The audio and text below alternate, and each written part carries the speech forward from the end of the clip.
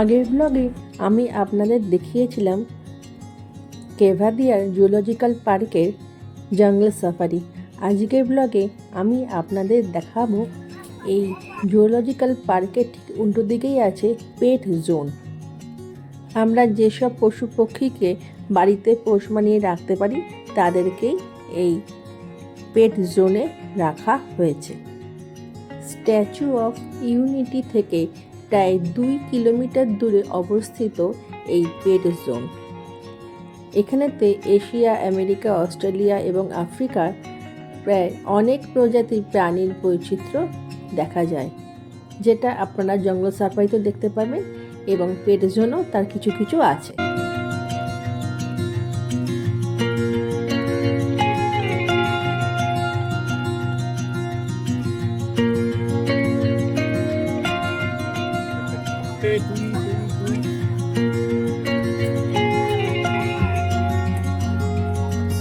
জঙ্গল safari ticket counter থেকেই এই পেট জোনের টিকিট কাটা হয়।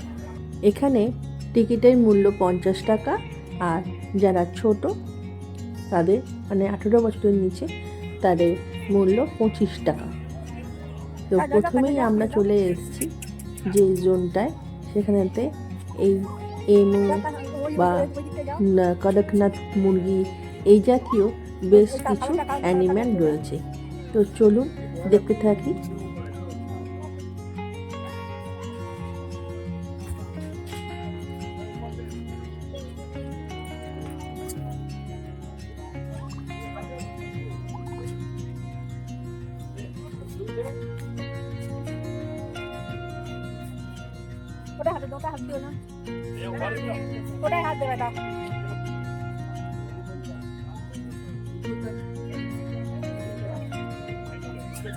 এখন আমরা চলে এসেছি কড়কনাথ চিকেনের সামনে। এটি হচ্ছে লোয়েস্ট কোলেস্ট্রল চিকেন। আমার ছেলে মুরগির ডাক ডাকছে আর মুরগিগুলো ভয় পেয়ে যাচ্ছে।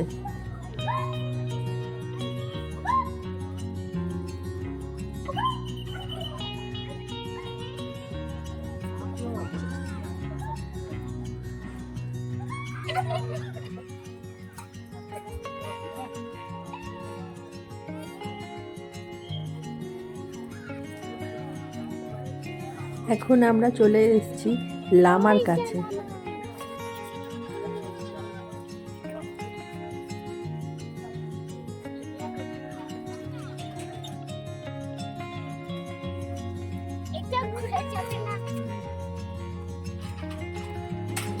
যেহেতু এদের এখন লাঞ্চের সময়, তাই কিছু কিছু অ্যানিমেলের এই দরজাগুলো বন্ধ রয়েছে।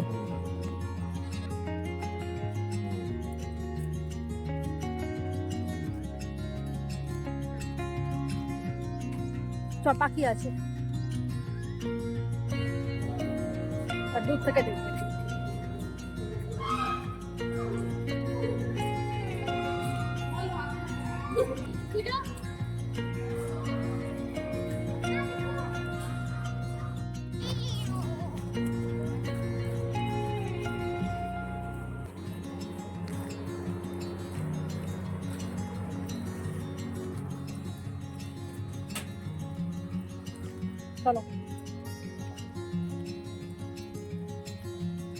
এবার আমরা যাচ্ছি যে জোনটায়, সেটা মেন অ্যাট্রাকশন বাচ্চাদের।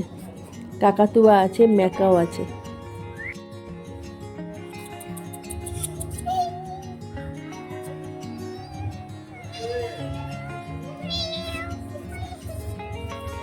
এটা কিন্তু বিড়ালের ডাক নয়, এটা আমার ছেলে ডাকছে।